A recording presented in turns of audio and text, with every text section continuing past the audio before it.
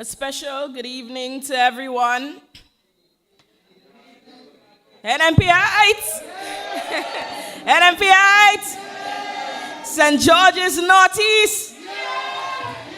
It is indeed a pleasure.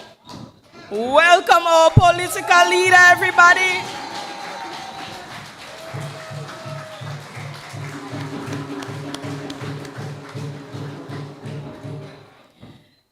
Thank you.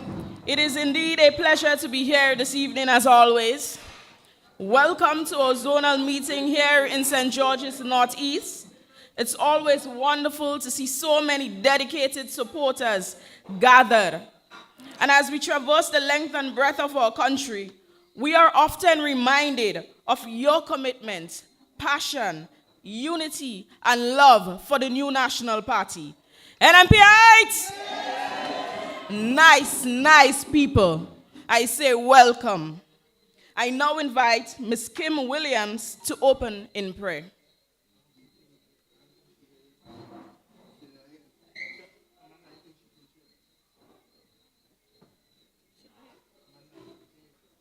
Let's stand.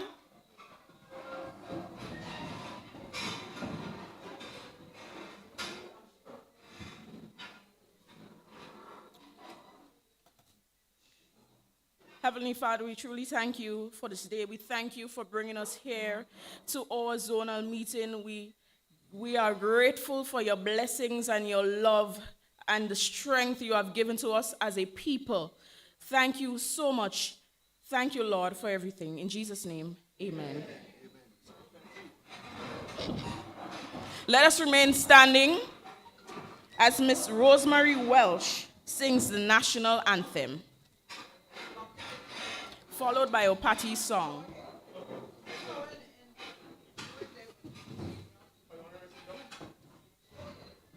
2, 3. Hail, Grenada, land of ours, we pledge ourselves to thee. Heads, hearts, and hands in unity to reach our destiny, ever conscious of God, being proud of our heritage. May we with faith and courage aspire, build, advance as one people, one family. God bless our nation.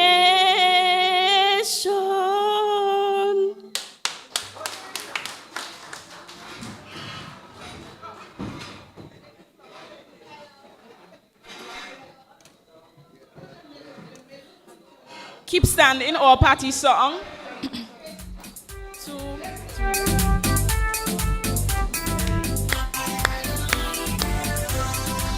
Oh, you can count on me, working for my party. Faithful I will be. I will fight with all my might, working for the NMP. Count on me, working for my party. Faithful I will be. I will fight with all my might, working for the NNP. Such beautiful voices. 2 meetings before, I had promised you in St. Andrews Northeast that we'll be bringing you youths after youths after youths. Unlike some organization, we always deliver because we now have a youth here. I now invite Mr. Tarek Frank, the General Secretary of the NNP Youth Arm, to do his remarks.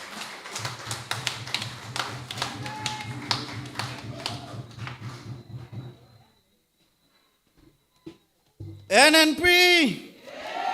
NNP. Party leader, Dr. the Right Honorable Keith Mitchell. Deputy political leader, Honorable Gregory Bowen. Honorable Nimrod Olivier, our constituency lead in St. George Northeast. Honorable Peter David, parliamentary representative for the tongue of St. George. To Grenada, Carriacou, and Piti Matnik, I say good night to everyone. Today, we gather not just as members of a political organization, but as a united family, a family united by a common vision for the future. As we embark on this important gathering, I want to extend a special invitation to the youth present here and those viewing on the social media platform. You are the heartbeat of the new National Party, the driving force behind change, and the architects of tomorrow. Your energy, creativity, passion are vital to our movement. We need your voices, we need your ideas, we need your courage to shape the future of our party and our country. The youth of St. George Northeast can testify of the great work done to assist and help the young people in our constituency when our government was in office. We had projects like Project Fly, Project Reach, Imani, Empower. I am also reminded of the rich history of our party, a history that's not just a testament of past achievements, but a beacon guiding us towards a bright future. Let us support our constituency lead, Mr. Nimrod Olivier. Let us organize our PD groups. Let us organize various groups within our constituency. And most importantly, let's organize the youth arm of St. George Northeast. There is no if, but, or maybe about us winning the next election. We shall win the next election, but we must win if we do the political work. We know the current government plans and programs are not to strengthen the economy, but to play volleyball. The new National Party will empower the present and ignite the future. We celebrate 40 years as a political institution, and we must be proud to support our party. We must be proud of our party's achievement. I say to everyone, stand and take a bow. We are moving on, and ain't nobody could stop us now. Let us bet on our future. Let us rescue Grenada, and let us do what we have to do to support the new National Party always. Thanks, and have a good evening, everyone.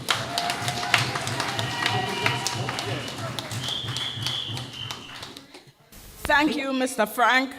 We have a packed program, so we're getting right into it.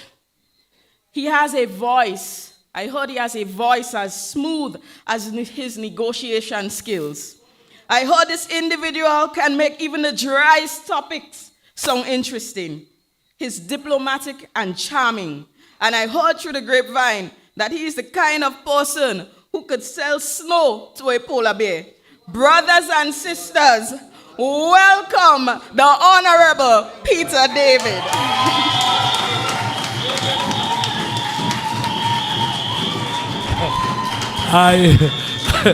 My dear sister, I really would love to have all that skill, but if you say so, I'm going to try.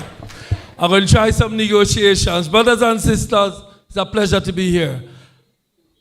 Political leader, Dr. Mitchell, deputy political leader, my brother Gregory, my brother Nimrod, and the chair. It's a pleasure to be in Northeast. I am happy to see what is happening within the NNP. I believe that, and I have no doubt in my mind, that the next election is ours if we do what we have to do. And what you're doing here is what we have to do. Now, I won't be long because I understand my brother Gregory, a man was telling me last night he was talking about oil and gas and he brought everybody to school. So I didn't hear it, so I plan to sit tonight and take some education from my brother Gregory. But, brothers and sisters, I just want to speak on a couple of issues. One of them, brothers, is that we need, as a party, to ensure that we build our organization. Because you know you could have more people who support you and you still lose the election. You could have plenty more people who support you, but because you didn't organize them, you lose the election. I am still convinced that had we organized properly, the last election would have been ours. But that is history. And I think God gave us that to teach us a lesson. So now, let us look forward. I know people are still crying and lamenting. No. We lost the elections, and now it's time. It's just around the corner again.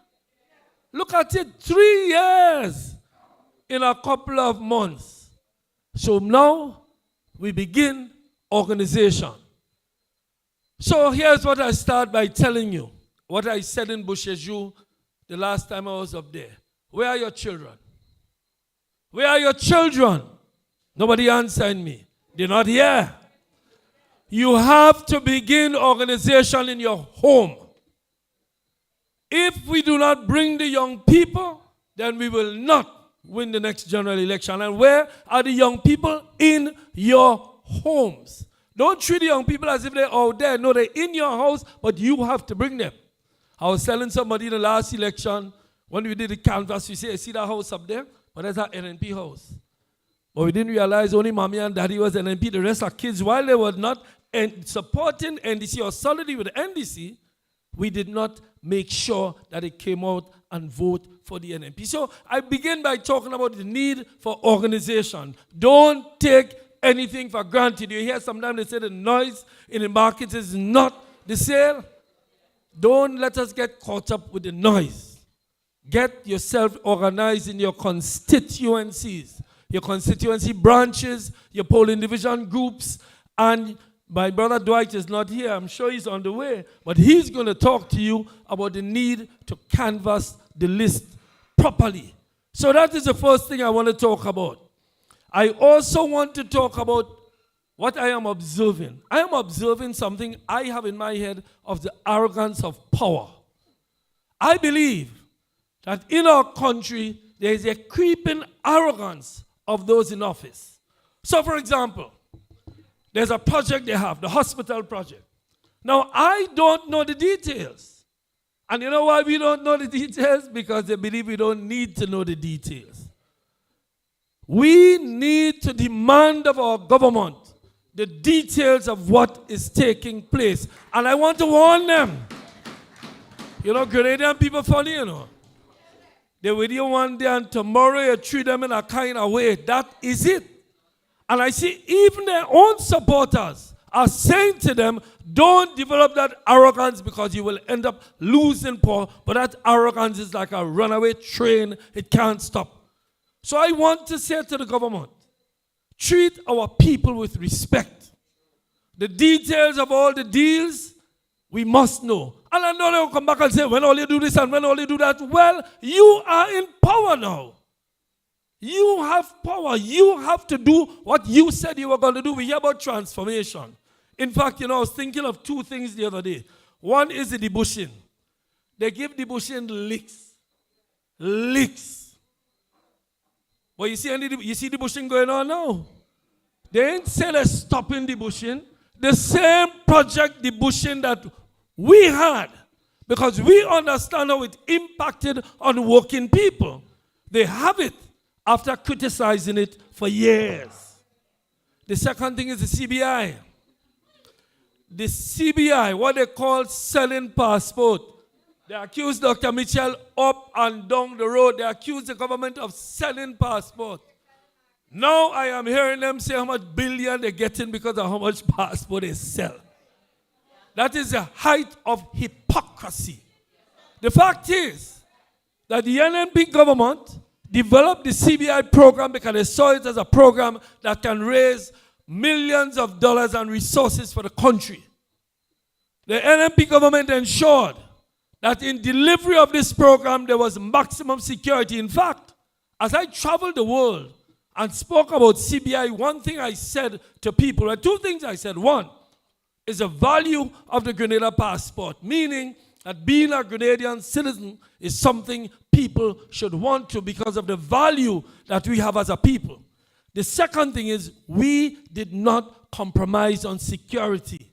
We ensured that everybody who became a citizen was absolutely checked to make sure they were solid. So we make sure we have a good program. And all the money you hear they're talking about, where you believe that money came from, the program has developed by the And they must give us credit for that. They like to give us licks for things that we didn't do right. Wrong. We did wrong. Give us praise for what was done right. When you're talking about the billions you have, say you have it thanks to the program and policies of the new National Party. Give credit where credit is due. And the last thing I want to talk about is transformation. I said and I say all the time, transformation is not a word. It is something you do. What has happened over the last 3 years to indicate transformation? We hear talk about hospital. Well, they were going to build a new one. Now they want to staturize, how you call the word? The present one. What about the new one? Is it going to be built next year, the year after? The point I'm making is simple, brothers and sisters. When you have a transformation program, you should come to the people and say to the people in healthcare, this is what we're going to be doing over the next 5 years. None of that. Simply whooping with all kinds of programs that nobody understands what is taking place. The hospital is deteriorating. Anybody who goes to the hospital, I've been hearing complaints. I'm not suggesting that things were running perfectly before, but certainly things have deteriorated substantially over the last 2 years, and everybody knows that. And the last thing I want to say is this about arrogance of power, because I know there are some heavy hitters behind me. Brothers and sisters, it's the unwillingness of this government to listen. We have offered advice every time we go to Parliament. Dr. Mitchell will tell you that. I have reached out. I have said to them, gentlemen, ladies, you're in power already. You don't have to act like you're looking for power. We are offering the experience we've had over decades of being in government. Despite what they may say, one thing they can never argue is that when the NMP in government, things does run better. We said it in the campaign and we say it now again. Even people in the NDC, they tell you, watch, one thing, when Doc and them in power, something does run. You hear it every time. Every time. They mightn't like me, they mightn't like Doc, but they like the fact that we deliver. They love the fact that the money hits the streets. That working people receive resources when the NMP is in office. That is a fact. So, brothers and sisters, we said to the NDC, please, this is how you should do this. Look, the crime bill recently, and I'll end on the issue of crime. We told them that they need to tweak the crime bill. We told them that the problem with crime is not the availability of guns. That is an issue, but that is not the only issue. The main issue in crime is the alienation of young people. I deal with them every day, brothers and sisters. I'm sure many of you see me around the court all the time. I deal with them every day. And the fact is that young people need programs to get them going. Young people need programs. Young people need to have a sense that they can achieve something. I see mothers, and mothers, I know there are some fathers who come, but mostly mothers. I see mothers working hard out there, trying to take care of the kids. But the kids, when they go to school, they meet other kids who sometimes are alienated, give trouble, and they get carried away down the road. We must never give up on our young people. We must never believe that the solution to young people's problems is send them to jail. Because let me tell you this, and we know this in the courts, the jail has become an institution of learning how to do crime. So the jail should be the last alternative to protect society from criminals. But the fact is that a lot of these programs have disappeared. A lot of these programs that the NMP embarked upon, Empower and so on, they are not being treated as serious anymore. So the government goes to the parliament and passes a bill to lock up people for guns and believe that they're solving the problem of crime. that has not done a single thing to dent the rise in crime in this society. I see it every day because I am out there on the front lines of this. I urge the government, I urge all those who are in charge of programs in the government, please, come to the court. I told them in Parliament and I'll tell them tonight again, come to the Parliament. Not the Parliament, come to the courts. Come to the courts on the day we have the juvenile cases with 16-year-olds and 15-year-olds and see the problem we have. And see how hard we as lawyers, magistrates, judges are trying to find things to correct the problem we have. But we don't have programs to send them to.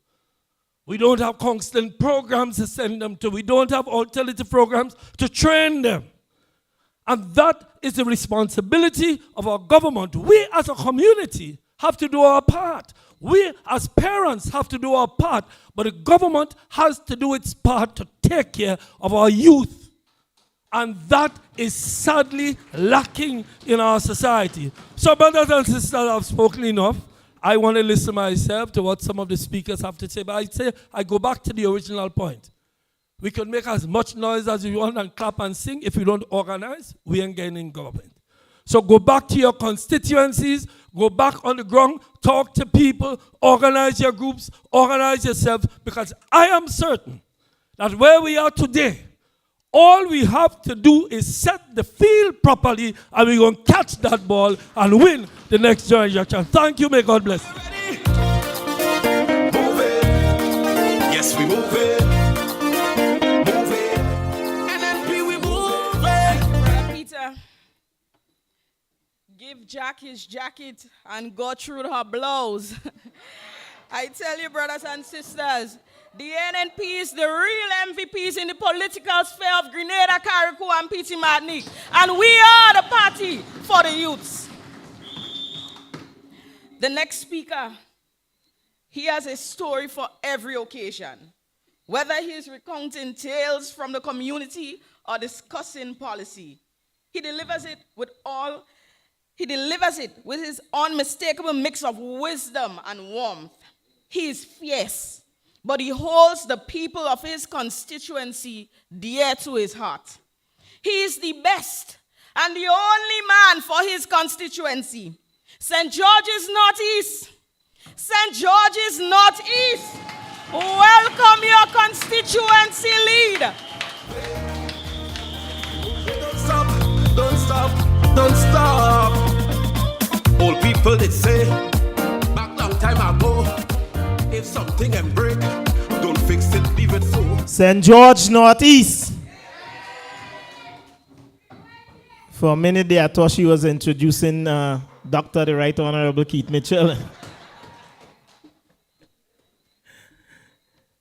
Pleasant good night to our political leader, Dr. the Right Honorable Keith Mitchell, Honorable Peter David, Senator Horsford, I will say honorable still, Honorable Gregory Bowen, because after last night, we know who the real MVP is.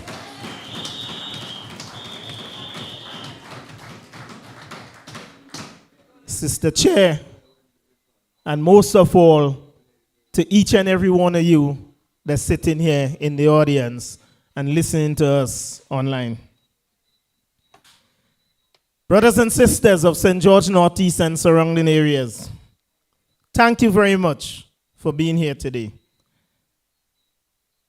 I stand before you as someone who sees the struggles that each and every one of you face on a daily basis. I feel your frustration. I understand what stresses you and what you have to go through on a daily basis. My God, you deserve a break. We deserve a break.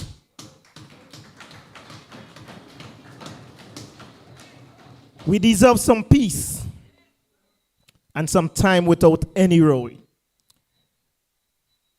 My brothers and sisters, you have been very patient. You've been strong, and very resilient. You faced many challenges,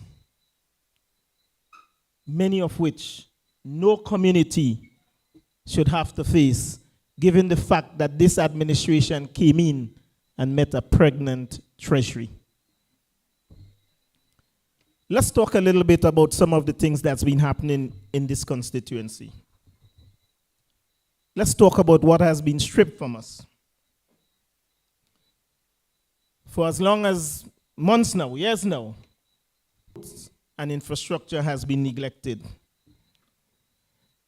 The many projects that once provided hope and promise has been shut down and sidelined. We take the road in Willis. That road has been all over social media. How it affecting the lives of the residents there. And to date, that road is still incomplete. You know what?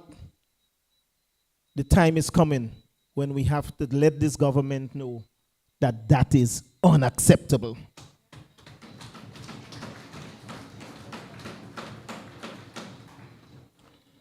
When projects like these are stopped, it's not just about the road. It's about your livelihood. It's about our livelihood. Because people lose jobs. And when you lose jobs, you cannot provide for your family. It's about our children going to bed hungry. Things so hard now that you can't even get some bush to make some bush tea.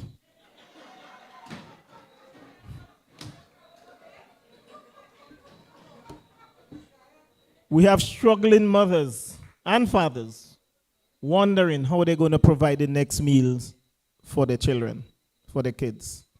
And this administration seems like they don't care.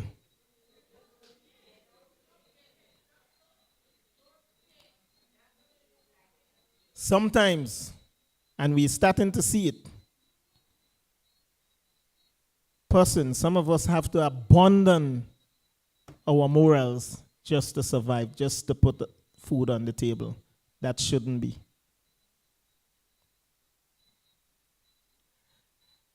It doesn't stop there.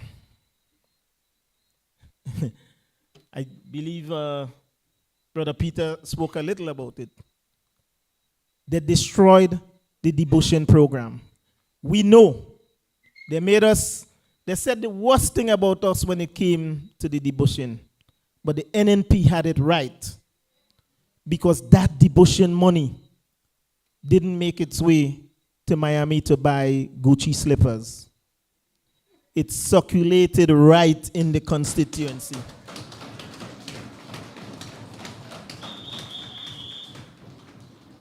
That debushing program gave us a chance. It gave us a chance to contribute and to stand tall and feel proud that we were working and making money to feed our family.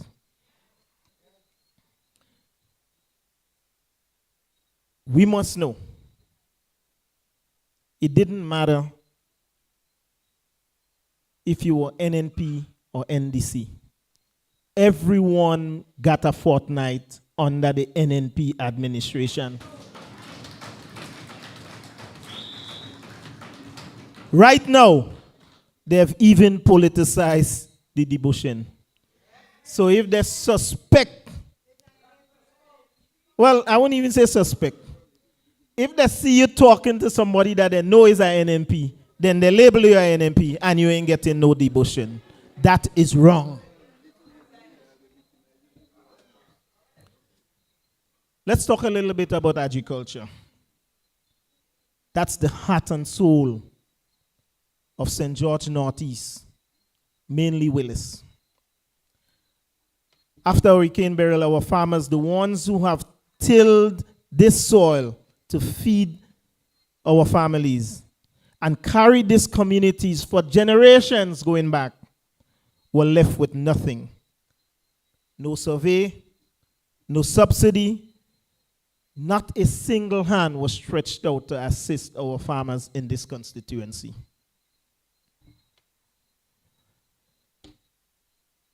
They handed out a few checks, they say, when the rain started. And we know when rain starts, what does happen, right? But I ain't even sure if anyone in this constituency got any of that money that they so-called handed out. What happens when we can't produce? It affects national security because our food security is now affected. And so we would have to import more and pay higher prices. I'm sure we have experienced it because everyone in here look strong and healthy as me and young and beautiful. So I know we fig, we blogo, and we breadfruit. Who in here ever taught you that live to see where breadfruit costs $15 for one? 6 grain of fig, they say that is a hand, $20. But I no longer fig, I Mr. Fig.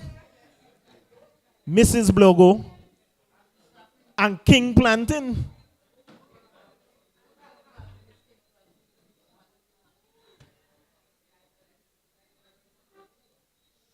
All this administration has done so far is left up with empty land and promises that are unfilled.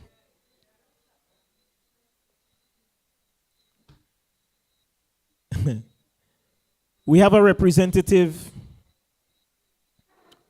that was elected in this constituency. Well, we go see. But a simple thing, as easy as constructing a bus stop, he could not even achieve for the residents in St. George Northeast.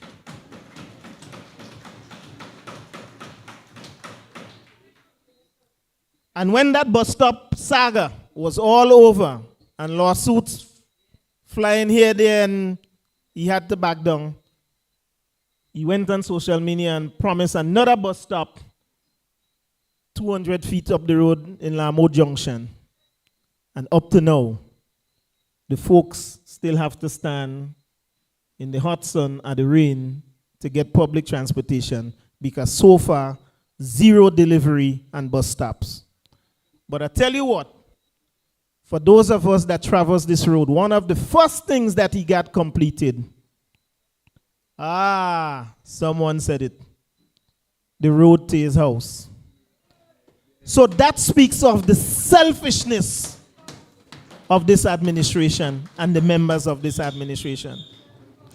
Because he doesn't care about you and I, but he makes sure that the highway to his home is well paved and taken care of. That is wrong. Because the monies that are used, whether it's for the bus stop or private road to his house, is you and I tax-paying money. And if the money belongs to you and I, then you and I should get first priority.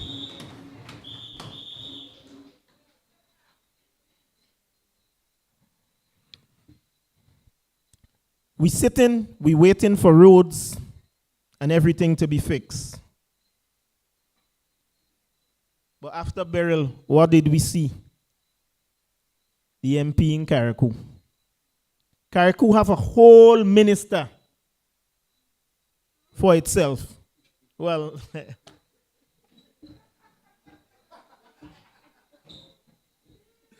let me rephrase. The people of Carriacou elected someone to take care of their affairs.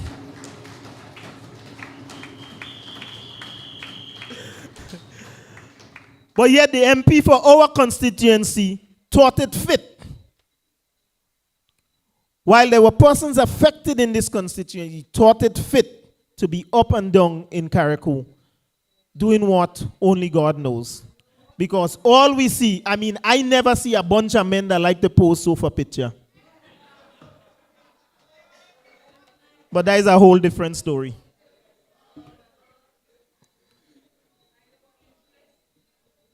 So that says that he's not communicating with you and I. Not listening to the voices that put him there. because they are focused on taking care of themselves and making sure that they're good. But as Brother Peter say, do the work so that when that election call, we will hold him accountable.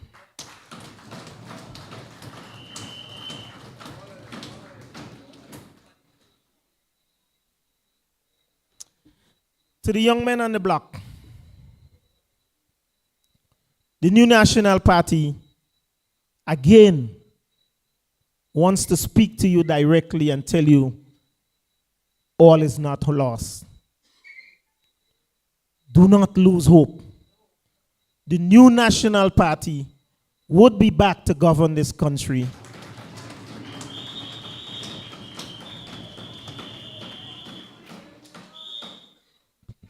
And we will ensure that you, the youths, are taken care of. Because in our twilight, we want to make sure that we are taken care of on this little rock called Grenada, Carriacou, and Petit Martinique. The youths are our future, and we owe it to them. They are being neglected now by this administration, who, by the way, campaign on advocating for the youth. And they got into power, and within a couple of weeks, forget that there were even youths in Grenada, Carriacou, and Petit Martinique. All the youth programs that were once up and running has been shelved. So I understand your frustration, but stay strong. The rescue mission has begun.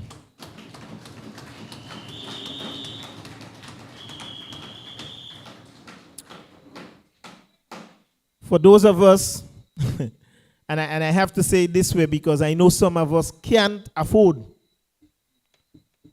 But for those of us that do go to the grocery,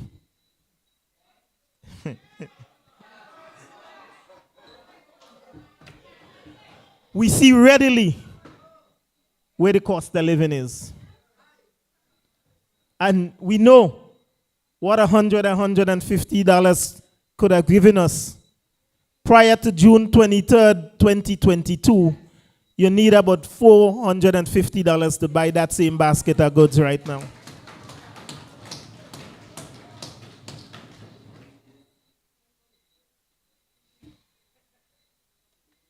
Our farmers who depended on the land to survive faced destruction after the hurricane. Like I said previously, no one stretched out a hand to help them. But yet, they want to tell us that is support. If you don't help me, you don't assist me. How is that support? You met pregnant treasury. You say you sell $1 billion in passport. The new National Party, under the leadership of Dr. the Right Honorable Keith Mitchell, ensured Grenada, Carriacou, and Petit Martinique.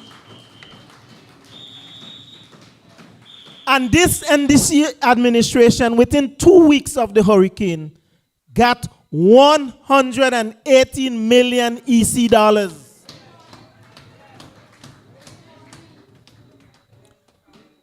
And to date, they can't show us one house that they built back. They can't show us one piece of land with one farmer that they help recultivate his land. And it's almost now when you say anything, it's like they want to tell us, shut up. What money you talking about? So we want to know where that $118 million disappeared to. We will hold them accountable.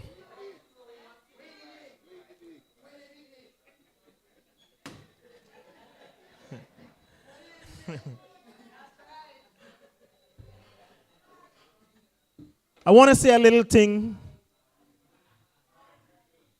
to our law enforcement officers. Brother Peter touched on it, speaking of the crime and the escalation of crime. And he looked at it from, the lawyer standpoint as it affects society. I want to speak to our police officers directly and to tell them that the new National Party empathizes with them for the lack of leadership within the Royal Grenada Police Force. And I make absolutely no apologies because the higher echelon of the Royal Grenada Police Force is incompetent. And it has a direct and adverse effect on the rank and file in the Royal Grenada Police Force. So I want to tell our police officers, you had somebody that came and made all kind of promise to you, that knew absolutely nothing about policing, that knew absolutely anything about managing people and supervising people. But I stand here before you today. Most of you here probably know a police officer or have family that are police officers. Let them know that when, not if, when the new National Party return to governing, we will ensure that they have proper leadership in that force. We will take the politics out of the force and ensure that promotions is done on a merit, not by what color jersey or what party you support.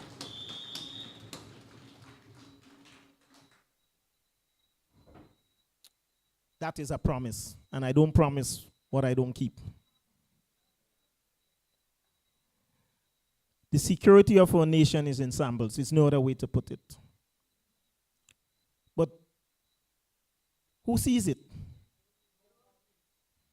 Those in power, well, maybe they see it, but they don't care.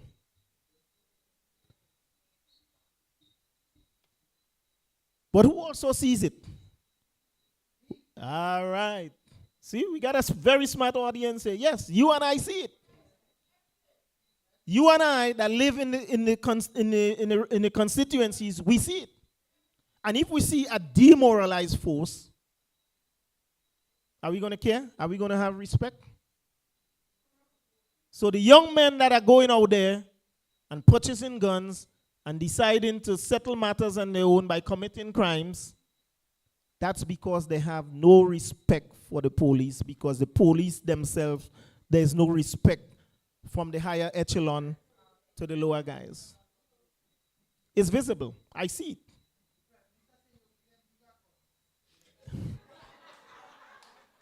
And that would solve, the bigger guns would solve absolutely nothing. Let me tell you, you know what some of the higher echelon is doing?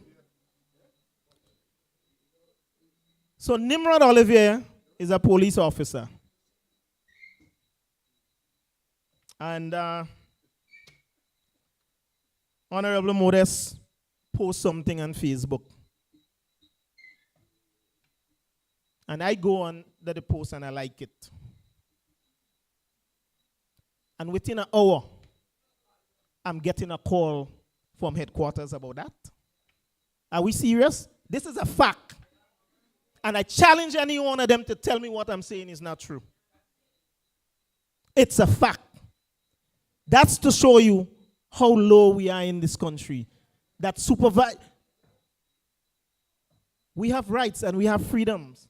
And we should be free to choose who we like, what we like, when we like it. And we don't need Big Brother telling us about we liking a post on social media. That's a police force. I spent 23 years in two of the biggest organizations in the United States of America. The military and RGPF. NYPD.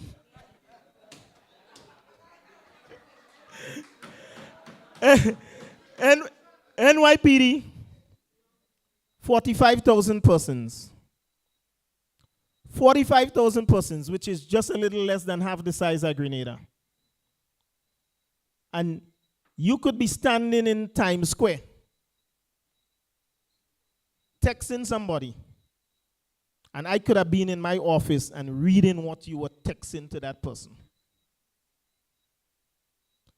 So I'm giving you that example to say, if we wanted to monitor what the police officers was doing, we could, right? First of all, every NYPD cop, the city gave them a cell phone, an iPhone at that, right? So you can monitor. But never have I heard any supervisor, and I was a supervisor, so I never had to do it, calling up a cop and say, oh, you was on Facebook and you like this post, and ridiculous. But that's where our resources going.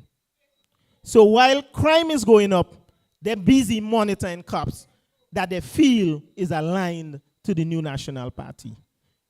When we return to governing this country, all of that would stop.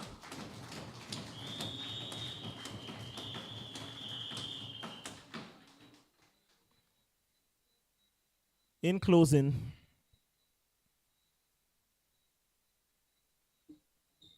this community is strong and deserves strong, capable leadership.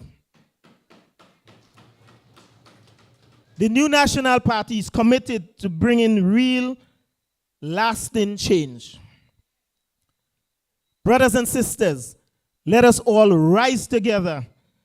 Let's reclaim our community and let's take back our future.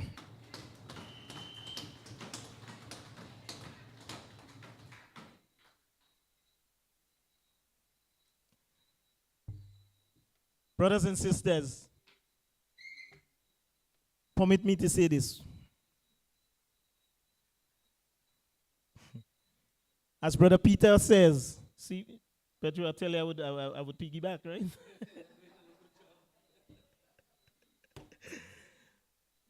As Brother Peter says, we have to stay vigilant. We have to remain vigilant.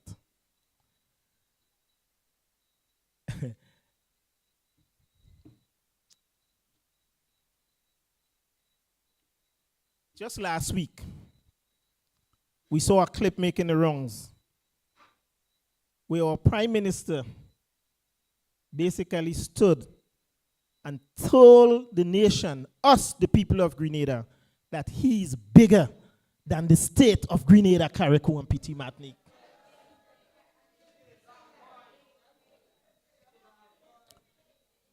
I don't know how you feel about it, but that is fundamentally wrong. Because before the Prime Minister came to office, we had a lot that went before him that put Grenada on the world map.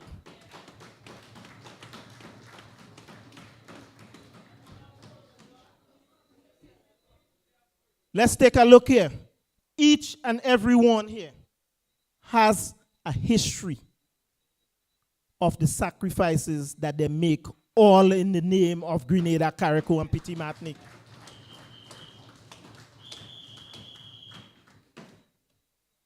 Brother Peter was a lawyer in New York City in the 1990s. The most crime-ridden time. And he was a lawyer in New York City. And everybody in New York knew he was the Grenadian lawyer. Brother Dwight, well, he did his thing up until recently, representing Grenada in another island. And his home was like the embassy on that island. So everybody knew he was Grenadian. Dr. the Right Honorable Keith Mitchell. The Right Mitchell.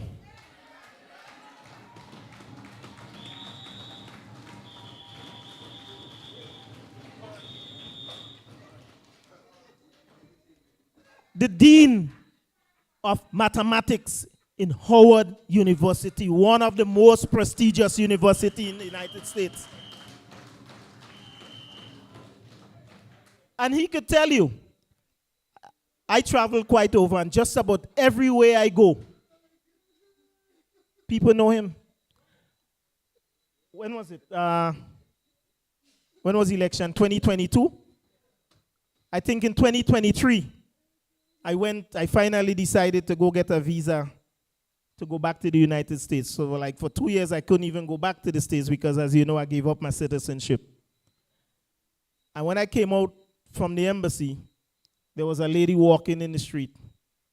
And I wanted to get something to eat. You know, you just had to leave the passport thing and then whatever.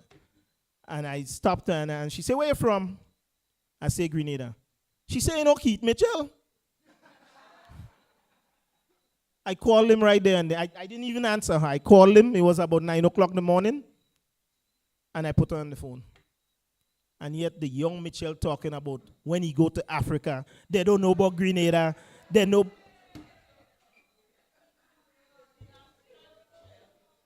Brother Gregory Bowen,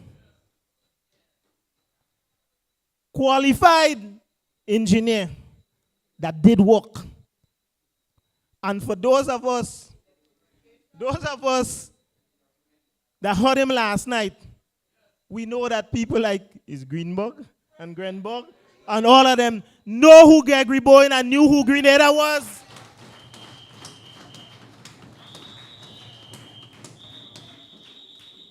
So when he sits there or stands or whatever he was and say he's the biggest seller of Grenada, I had news for him. He's a latecomer. Because a lot of us had toiled and put Grenada on the map even before he think about getting involved in politics. Like I said, my organization was 45,000. And he knows the hundreds of cops that came to Grenada to visit. How did they come? Because I was very proud to say I'm Grenadian. I lived in America for 32 years and my accent never changed because I'm a born Grenadian and very proud to be Grenadian. And whatever each and every one of us do for this island is not for our individual accolades, but it's for Grenada, Carriacou, and Petit Martinique. Brothers and sisters, I said all of that to simply say this one conclusion. Prior to that, they want to tell us when we could dance, when we could play music. Brothers and sisters, this is serious. Dictatorship and tyranny starts with taking away the small freedoms one by one by one. And before we know it, we live in with a dictator. So I implore each and every one of you, stay woke. Stay abreast of what's happening. Make sure you go to the communities. Check the voters list. Register the young ones that are coming up so that when the NDC administration announce election, we are ready to vote them out and take back governance of our country. Thank you, brothers and sisters. Are you ready? Move it. Yes, we move it. Move it. NNP, we move it. Move it. Yes, we move it. Don't stop. Don't stop. Don't stop. Well, Brother Olivier, well, you well took over my work. You're introducing everybody up here. But it's funny that he mentioned his introduction because someone had asked me, why do you introduce them like that? And my answer is this, well, why not? Our constituency leads and MPs deserves their recognition for all the things that they have done for Grenada, Carriacou, and Petit Martinique. They have implemented programs for our youths. They stood up for the poor and vulnerable, and they respected our democratic rights. So I tell you that NNP is the only party to lead and rescue Grenada. Our next speaker, he He is known for his analytical mind and sharp wit, and has a reputation for always being 3 steps ahead, even if everyone else is still looking for a map. He is a reputable lawyer and an outstanding individual. Brothers and sisters, welcome Brother Dwight Horsford. Stop. Old people did say, back long time ago, if something ain't break, don't fix it, leave it so. And up to this day, this I still maintain. This is why I say, Nazim never again. Everybody know. Thank you very much, Sister Japal. And I want to say a special good evening to you, sisters and brothers of the Northeast. But before I give a few brief remarks, allow me first to recognize our distinguished political leader, Dr. Mitchell.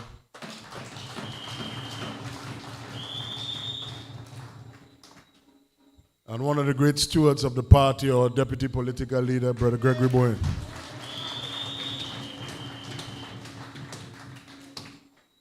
Brother Peter David, the representative of the town of St. George.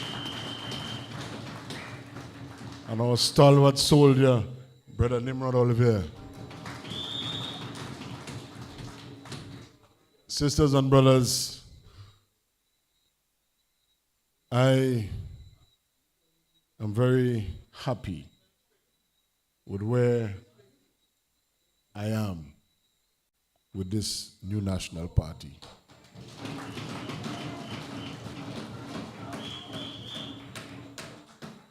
Though we are in opposition, I don't mind that, because I know very soon we'll be at the helm of government in this country.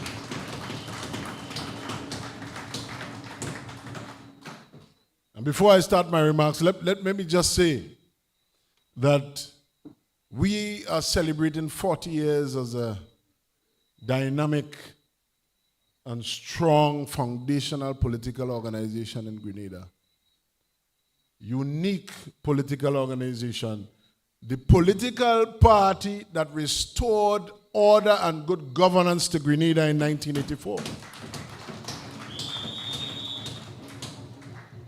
So I want to encourage you, when you hear all the noise on social media, that toxic space, don't mind that.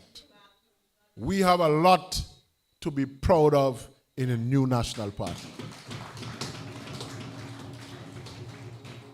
Allow me also to recognize our very dear sister, the MP for St. Mark, Sister Clarice Modest-Cohen. Ladies and gentlemen, I say that I'm happy because what I have grown up in a new national party, that experience of watching great leaders and leadership, they don't have that in NDC.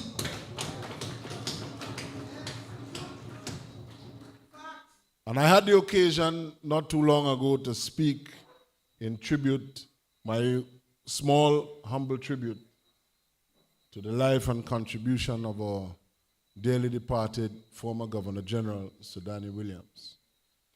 And I spoke about Sir Danny being part of a generation of special Grenadians. And I mean every word that I said. And this is not to sugar anybody or to butter up our history and our past. But sisters and brothers, consider, please, consider the contribution, the sacrifice, and the life of service of a dear political leader, Dr. Mitchell.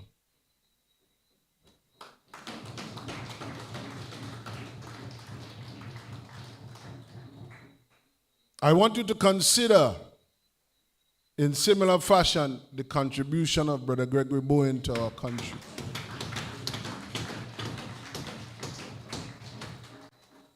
And likewise, Sister Clarice Modest Cohen.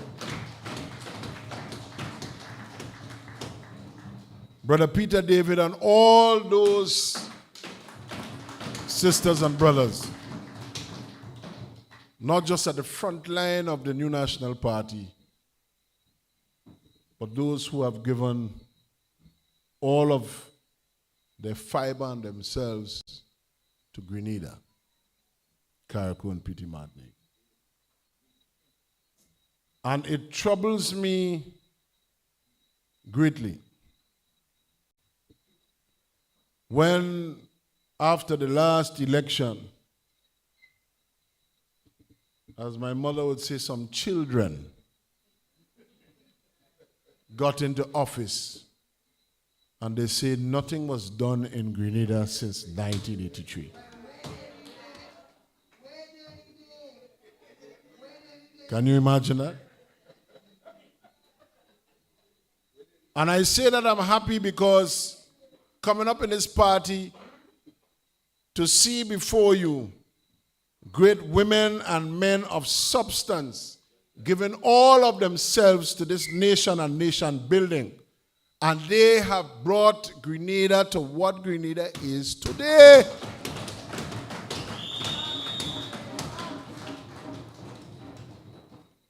And that is why, sisters and brothers, the New National Party is the only party that can deliver progress to Grenada, Carriacou, and Petit Martinique. Now, I understand that there is a cartoon character in this constituency, bouncing down people children and building bus stop in people place.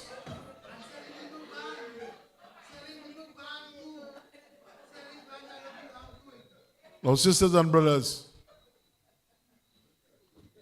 representation of the people of St. George Northeast is a serious thing.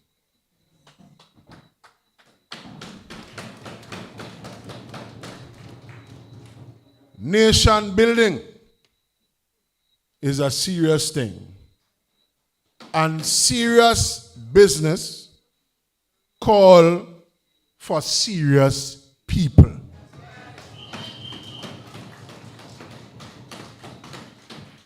And here in the New National Party, you will find every bit of seriousness and substance on this New National Party platform. That is why I am happy. And so, sisters and brothers, I know that we are experiencing very, very tough times. I mean, just yesterday, one of our sisters from St. David's was lamenting to me in Co-op Bank how difficult it is to even meet the mortgage. And one of my friends and former clients who's a contractor, building contractor, he said, Horse, all I doing now is trying to scrape up to pay bills and pay mortgage, you know. Nothing is happening. Nothing is happening. And you know what you are feeling. When Dr. Mitchell said we are experiencing, people know what they're feeling. A silly fella went on TV and tried to rebuff that and say, well, you know what you're feeling and something about a dog and a bone. Up to now, I don't understand what he was saying. I got lost in that. It's well unfortunate. But the point is, sisters and brothers, that it is very difficult out there. Times are hard. The country hard. And the country is harder than when it was 2022. So we know that the country got harder since 2022. Not so? So what is the cause of that? NDC. And you know, I had occasion to mention that when we spoke last week in Monjalo. You know, every time that the National Democratic Congress, or whatever version of it, because this is a different version, eh? Every time the NDC or whatever version of it gets the opportunity by the people to govern, things get hard.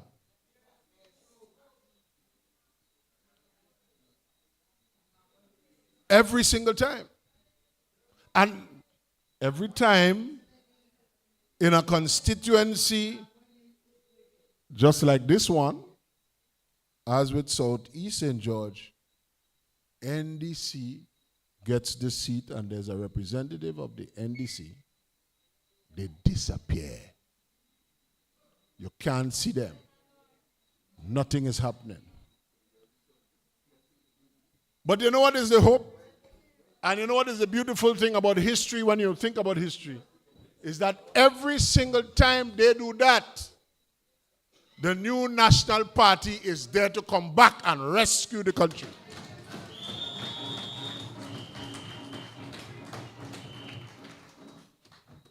Our history is far and long in service to our people and in development of this nation. We are known for giving you representatives that work. We have examples right here. I mentioned two of the principal stalwarts of this party that are men of action, the political leader and Brother Gregory Bowen. Nobody could doubt that.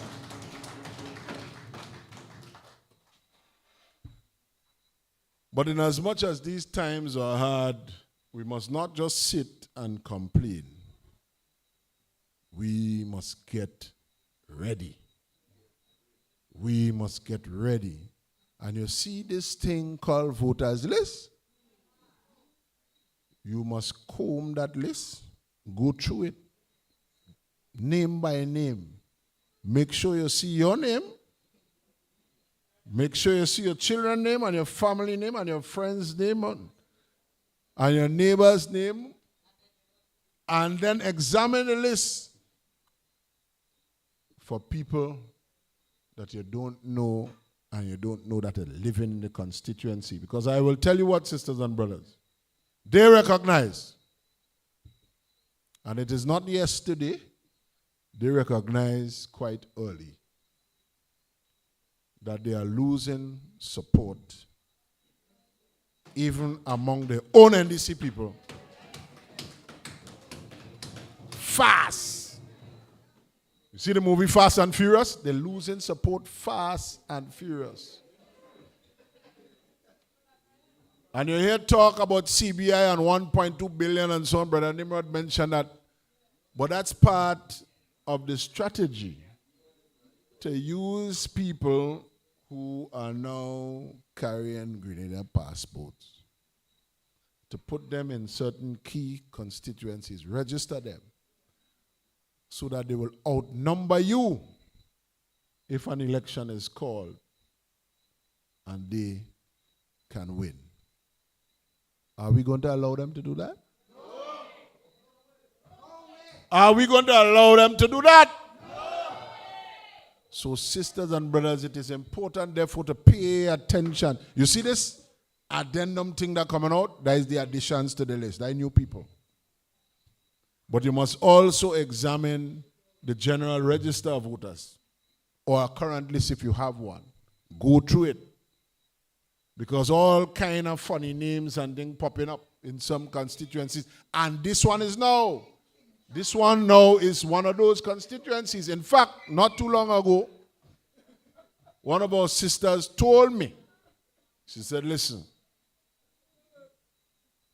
I live in Vendome and you have some names that are coming up there. All right. There are some names that are coming up there with some people that just fly in because you have a fella that does make noise on Facebook and on social media that went up there and tell them, come and register. knowing full well that's breaking the law. But sisters and brothers, the New National Party is not a party to complain. This is a party of action. And so we want you to identify them, and we will take the necessary action. So in closing, I want to first of all, I should have done that earlier. I want to apologize for my arrival. I had a personal issue and I called Brother Nimrod and I told him I couldn't be early because of that personal issue. But certainly I was not missing this meeting in St. George Northeast.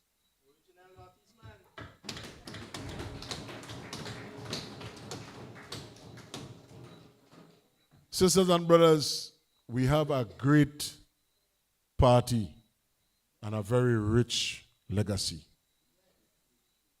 And I am proud to be part of it, and I'm sure you too are feeling proud that you are in green and you're in the house of the New National Party.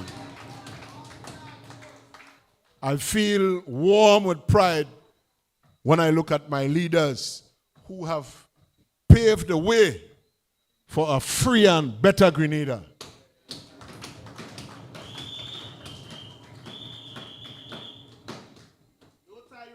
And it moves me at this point in time to be in action and service with them and with my brothers and sisters of the New National Party to help Grenada and to restore prosperity to this country.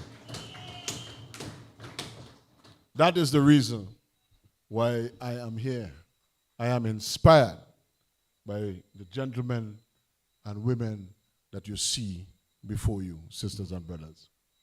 And so, as I close, I want to say to you, hold the fort. Hold the fort. I know it's difficult. Hold the fort, because the train, the rescue train of the New National Party is coming stronger than ever. Thank you very much, sisters and brothers. May God bless you. Nobody could stop us now. We on the move and ain't nobody could stop us now. We on the move and ain't nobody could stop us now. We on the move and ain't nobody could stop us now. Dale, Sing, sing. dale. Oh, it's starting to get hype. Thank you, Brother Horsford. What version of the NDC we have right now? 3.0 or NDC 5000? Before I introduce our next speaker,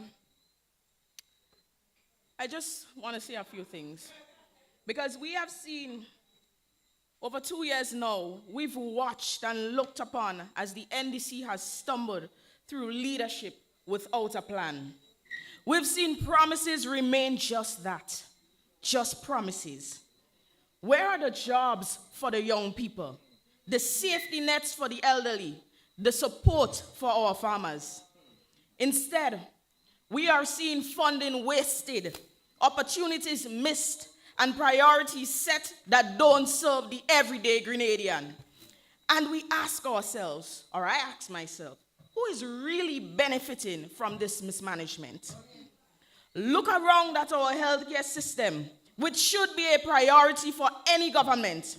But under the NDC, we see a system straining under a lack of resources and leadership, with long lines and delayed services and facilities that lack basic supplies. And who suffers the most? We, the hard-working people who depend on these services. Our infrastructure is a whole next story of neglect. Roads left in disrepair, vital projects abandoned, and communities without access to reliable public utilities. But this goes deeper than roads and buildings. It is about respect for the people who live in those communities. It is about valuing their lives, their safety, and their dignity. But I tell you, the NNP has always believed in a government that works for the people, not for special interests or headlines. We believe in policies that builds the economy, lifts our youths, and secure a future for each and every one of us. This is why, when we look at the challenges facing Grenada today, We are motivated and not discouraged because we know that the NNP has the courage and experience and dedication to turn things around. And I tell you, Grenada deserves better. Our children in our schools deserve better. Our teachers deserve better. Our farmers deserve better. Our elders who built this country with their own hands deserve better. You and I deserve better. And if you believe that we deserve better, I want you to say house. House. And if you believe in a new national party, say house. And if you believe that we will rescue Grenada, say house. Because the house will forever be solid and our pillars will forever be strong. NNPites! NNPites! NNPites! Let them know that we bleed green. Our next speaker. He is Grenada's no-nonsense powerhouse. If there is a tough call to make, he's the man for the job. He is focused and his pragmatic approach, and he doesn't waste words or time. And don't expect him to slow down. Brothers and sisters, welcome, welcome our deputy political leader, Brother Gregory Bowen. Solid, and the pillar strong. Don't stop the progress. We moving on. The house solid, and the pillar strong. Don't stop the progress. Take a look around. Thank you very much, Madam Chairperson. And let's give her a round of applause. A vibrant powerhouse, the young people of the new National Party. Let me recognize the head table, Dr. the Right Honorable Keith Mitchell, our political leader, the Honorable Peter David. We want to recognize Senator the Honorable Dwight Horsford, and the political lead for this constituency, your very own, my brother. Let us recognize him, Nimrod Olivier. We recognize Dr. the Honorable Clarice Modest. She has taken the time out to be with us. And that is the unity of the new National Party. We support each other.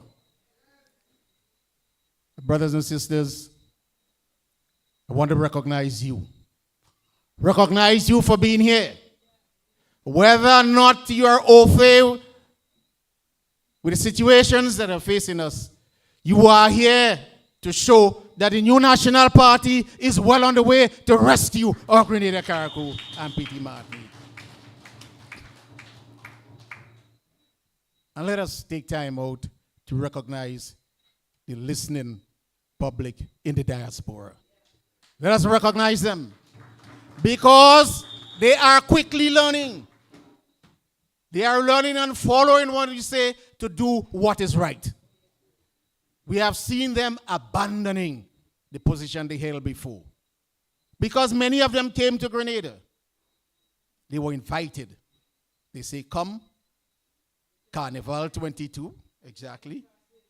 Come, Carnival 23. Come to the 50th anniversary and come to Carnival 24. They gave them the one-way passage to come down. But you must register. And once you register, you'll get the passage to go back. So listen carefully to our brother, Dwight Horsford. He has been following the saga. And what he brings to our attention, we must pay careful attention. And all the other speakers before us, they tell us that we must organize. And organization will help us to comb the list. And it will help us to help Brother Dwight in the leadership position for this particular section of the new National Party. Because without it, my brothers and sisters, we could do as much as we want. We will be overwhelmed by the outsiders. And we're talking about people who can't even speak the language. But they now have the right to vote. Yes? So be very careful, my brothers and sisters. I want to also remind us of our 40th anniversary celebrations. I wouldn't say much on it except to say that from the information that I'm giving to you now, you will recognize that without the sacrifice and performance of certain people in the new National Party, we will not be having a 40th celebration. Brothers and sisters, I want to zero in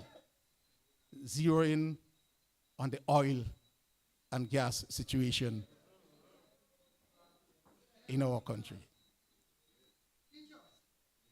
I will start with a brief history. We listened to Guyana's. Trinidad was 100 years ago, so too was Venezuela. But let us look at Grenada. Yes? In the 1970s, under Sir Eric Matthew-Gerry, seismic surveys were undertaken by the British Commonwealth Division. And seismic survey is where a ship will travel through the sea with a lot of lines. Sometimes they tell you the number of lines. Sending sonar signal down to the bottom of the ocean and collecting the reflection from which we can construct the geology of the bottom of the earth. Is there a different set of strata? Is there soft soil and hard soil? Are there bubbles in between? All of these you will make a decision on when this comes back up to the earth. So that was done in the 1970s. It was done during the PRG times when the Russian came down and sent the ship to Sodu. It was also done, my brothers and sisters, post-revolutionary. The Americans did surveys. And you also have ships, private ships, that will do these surveys and sell the data to the country and to the oil companies who are interested in it. So we did that, brothers and sisters, from 1970s up to the present time. Now, the oil companies will purchase these reports and they will look at it and see whether or not they will come to our country, whichever country it is, and invest in test wells and further drilling. Well, Grenada, the reports were not beautiful. So while we tackle the majors, and the majors are the big oil companies, the Shell, the Texaco, the Amoco, and etc., they bought these reports, and they were showing no interest. Therefore, when Grindberg came on the scene in the region, and don't think Grindberg came only to Grenada. He came to Grenada, St. Vincent, St. Lucia, Dominica, and tied up all the waters of these countries. Whether a big investor, a small investor, if you're going to put some monies there, when people are not coming, or the major ones are not looking at you, oh, Trinidad and Tobago, they have a magnitude. Venezuela, yes? You go down, Suriname, even Guyana, and now we see what Guyana has done. That's where they were putting the focus. So, Grindberg came on the scene, and he was granted an exploration license agreement. That is agreement to be granted a license if you did certain things. Brothers and sisters, he did nothing. And when we were there, don't forget, that was in 1996. Guyana started just a few years before us, and they were moving. moving. So you in the oil and gas sector, you're following what is going on in the region. There you have a person sitting there doing nothing to Grenada, nothing with St. Vincent, and he has the waters, nothing to St. Lucia, and nothing to Dominica. And there you have big things moving, swiftly moving in your CARICOM neighbor. So we spoke with him and told him that he must get on with it or get out. So brothers and sisters, at that point, he saw that we were serious. In Grenada, we had a British citizen who was the Solicitor General. And he looked at the agreement, and everyone in the oil and gas sector said, Grenada, you'll be left behind if you do nothing. So we took the bold decision to ask him to perform within the time frame in the agreement or get out. Brothers and sisters, he responded, I have a license to do such and such, and therefore I will want to commence certain actions within a certain time. I responded to him, and I'll tell you why I mentioned this. I responded to him that you do not have a license. You have an agreement to be granted a license. And this response, brothers and sisters, was fundamental in our coming out victorious at the International Center for the Settlement of Investment Dispute. This is the organization that deals with foreign individuals, foreign companies investing in a country. You do not go to any and any court. This individual took the government of Grenada to court for his own non-performance. And in his claim, he indicated that Gregory Bowen asked him for a bribe. Yes? And because he did not give the bribe, I terminated the agreement. So, we went to the court. The International Center for the Settlement of Investment Dispute, a massive institution under the guidance of the World Bank. So, brothers and sisters,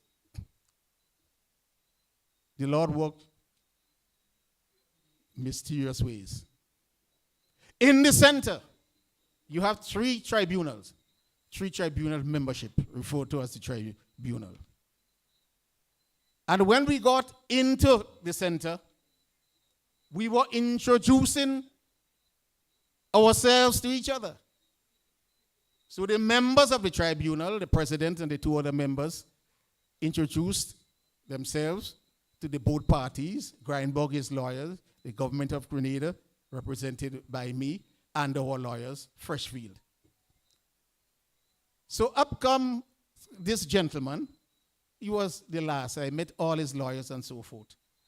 And there was I with a bright smile on my face, because if you're going to court, not because you're an adversary to the other party, you sit and you listen and you make your points, but you will shake the person's hand. So I shook everybody's hand and a smile on my face, waiting for to be introduced to this other gentleman. And then my lawyer said, this is Jack Grindberg.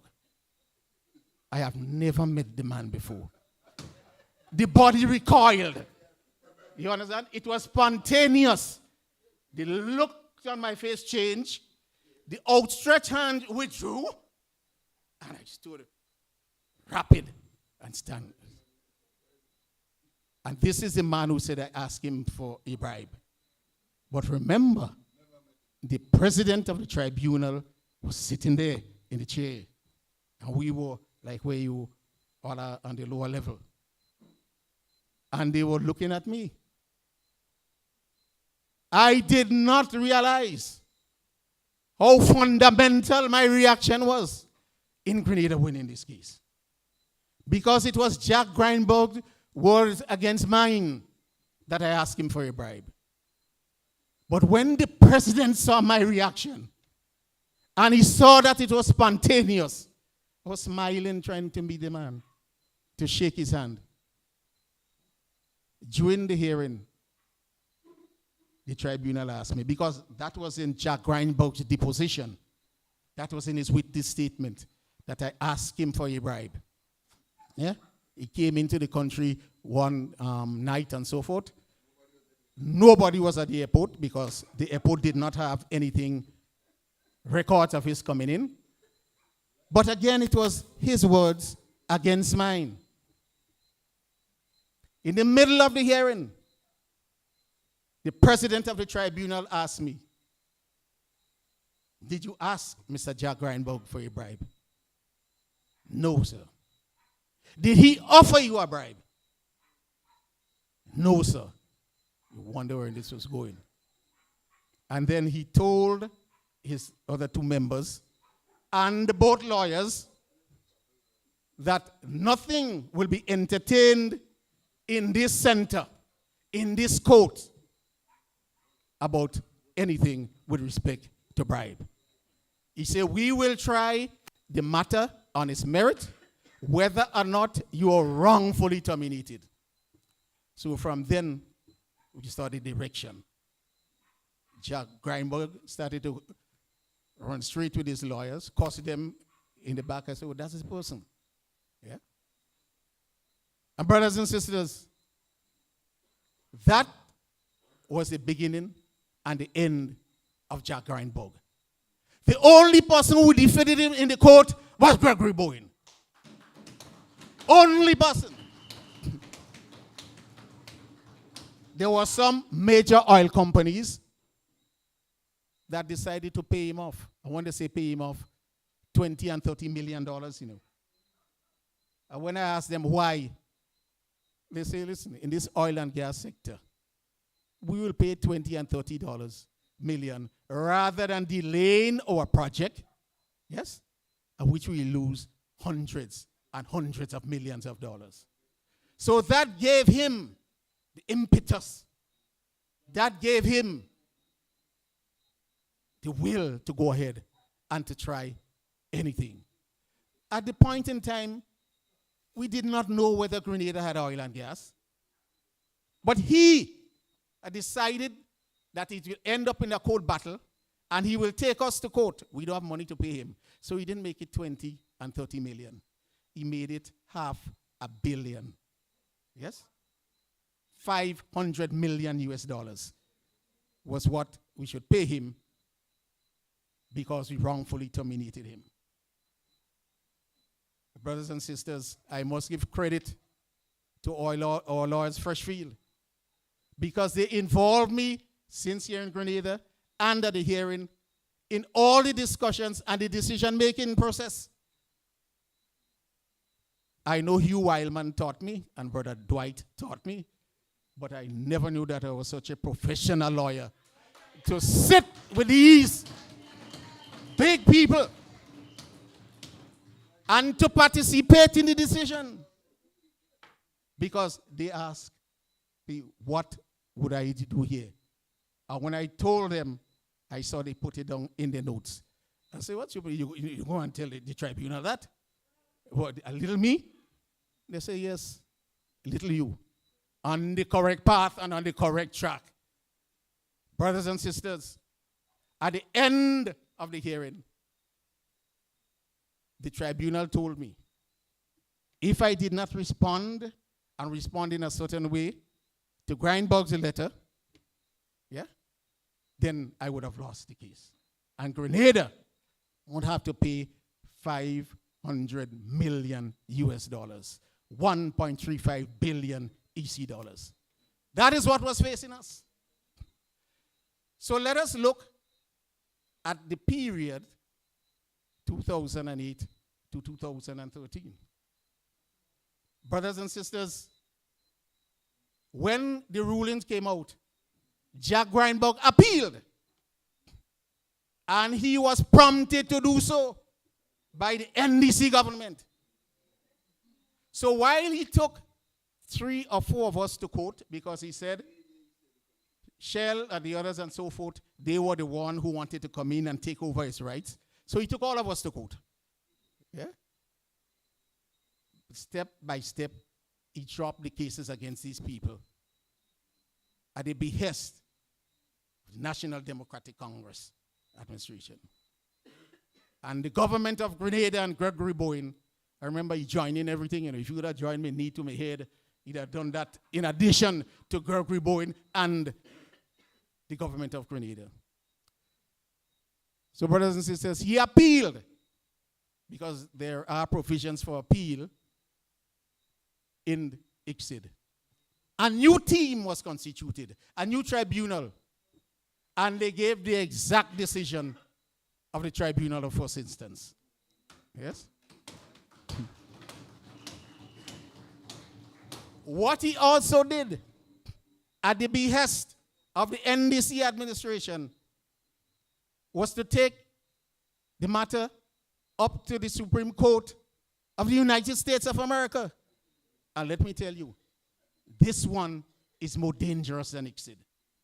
Because if you owe an American citizen, as he was, an American company, the United States of America will put sanctions against you if you cannot pay. Where will Little Grenada be getting $1.35 billion to pay? And Gregory told both the court and ICSID that he wanted his money now. So you had to go to borrow. Who will lend you money to pay off or something like that? Nobody. But what NDC saw at the time was, if Grenada loses this case, NNP was an institution of history. We were out. Because all the people will be told it's NNP that put you in that. Year after year, 20 years, 30 years down the line, it's NNP that put you in that. Yes? We were out. Yes? They did not care that Grenada would have been crippled. They wanted to supervise over a country, a failed country, because nobody would give you anything. Brothers and sisters, in 2008, this started before. The NNP government was paying the court. We got a reputable law firm, and we paid over $350,000 US so far in defending Grenada. When the NDC came into office, they chopped it. Yeah? Nothing. See, move out. Let Gregory Bowen and them pay for the case themselves. But the judge looked at the case and he said, this is a case against the country Gregory Bowen is just joined. As a matter of fact, where will Gregory Bowen get $500 million US? It is obvious that they're looking at the country to pay that. So when the lawyer says he has not been paid for some months, that he wants to drop the case, do you know what the judge told him? The judge said, no, you cannot drop a case like that. American judge, American lawyer. He said, I want to hear from the government of Grenada. That time Dwight Horsford was around. I retained him locally as a person with what can we do. He wanted to hear from the government of Grenada that they will not pay him. And so we approached you. It was the Attorney General at that point in time, and asked him for the documentation for written proof. We got that, and we sent it to the judge. The judge looked at it, and he told the lawyer, only now you will be released for non-payment. He said, but that automatically leaves a default judgment against the government of Grenada and Gregory Bowen. But you forget about Gregory Bowen, I can't pay. Where pay that? It's the government of Grenada. And what Grindbug knew is that if the government did not pay, there is no country powerful enough to stand up and face the sanction. That is, he had nothing coming to Grenada, nothing doing that, pay. What you going to do, sell Grenada? I think nobody would want to buy Grenada at that point in time. So there you have it. I know exactly what they were doing. That's Boca and other members of the NDC were boasting. That is the end of it. That is the end of it for the new National Party. So I went out there. I called some friends. Some people helped me with small sums of monies. I borrowed to put on top what I had, because in those days, we were not getting $24,000 a month before. No, we were not. We did not have a lot of money. And the little that we got, we spent it on the people in the constituency, the needy people in the constituency. So there you have Gregory Bowen alone, a few friends, and I remember Hugh Wildman, Hugh Wildman in Jamaica, the Jamaican dollar down to nothing. He sent $2,000 to me. $2,000 to me. And I took the money, got a lawyer. Yes, Archibald, that's who I told you. And he came down to Grenada, met with myself and Dwight. And we put the case together for him to go before the federal court in the US. We made significant progress. But all the while, they were plotting.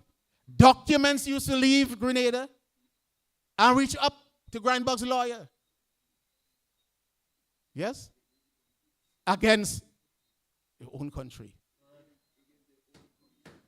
Notwithstanding that, we persevered because our statement is true and what we were speaking were facts. We were defending our little rock Grenada.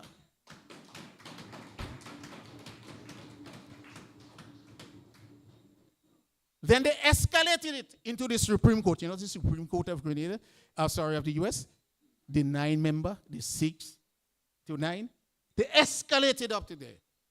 And they escalated through a mechanism where they put any minister of government who did certain things, particularly ask or gave bribes.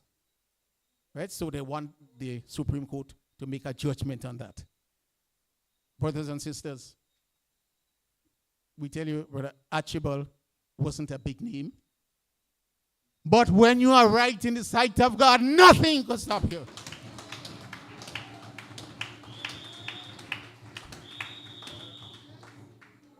We persevered in front of the mighty Supreme Court of the United States of America. So NDC lost. Not only Grindbug, NDC lost. And today the new National Party can celebrate 40 years.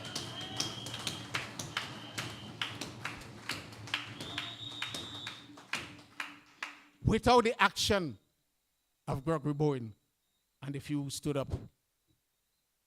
Those, I said, if you give me something, I can't give you back because I have to borrow. And they say, you just say, who gave a 5, who gave a 6 or something, say, yeah, don't,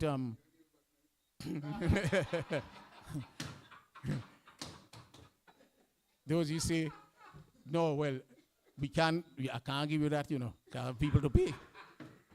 And they all said, yes, we know you have things to pay.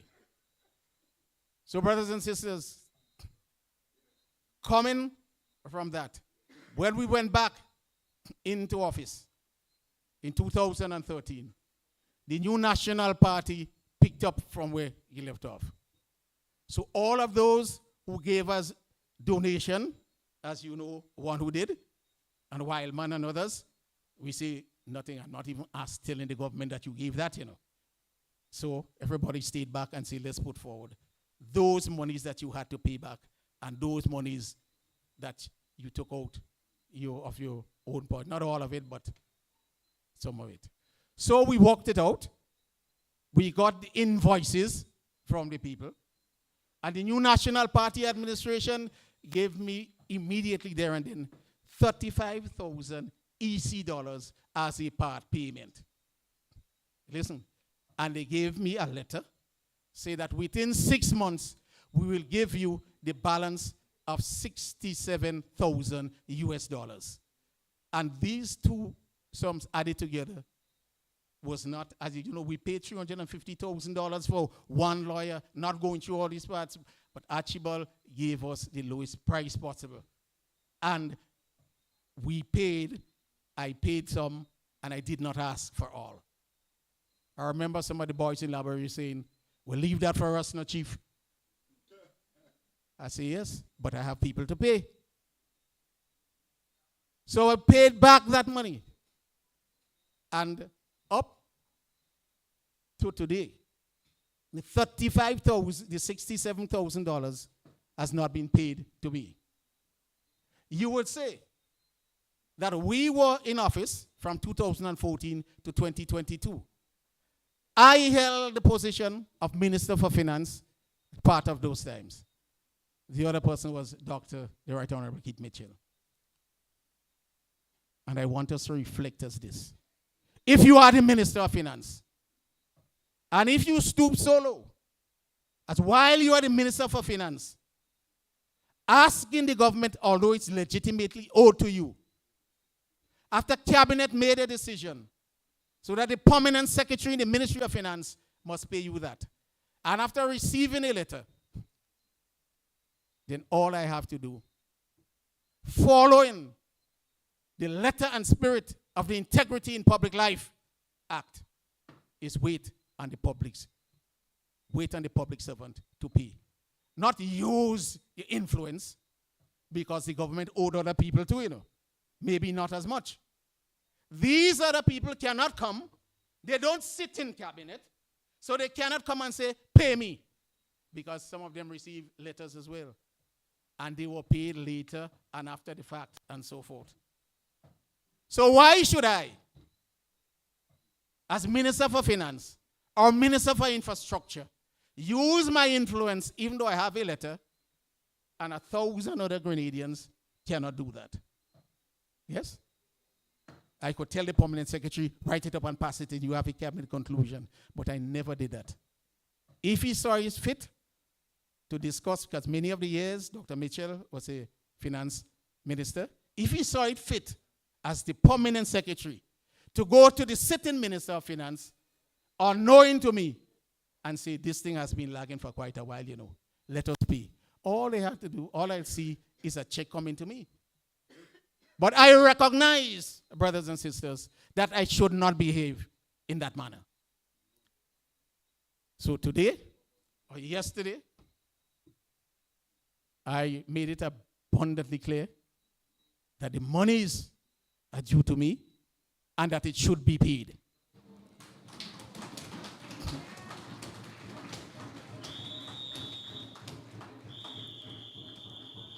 In the meantime, that sum of money was used to pay other Grenadians who did not have the clout that I have as a minister.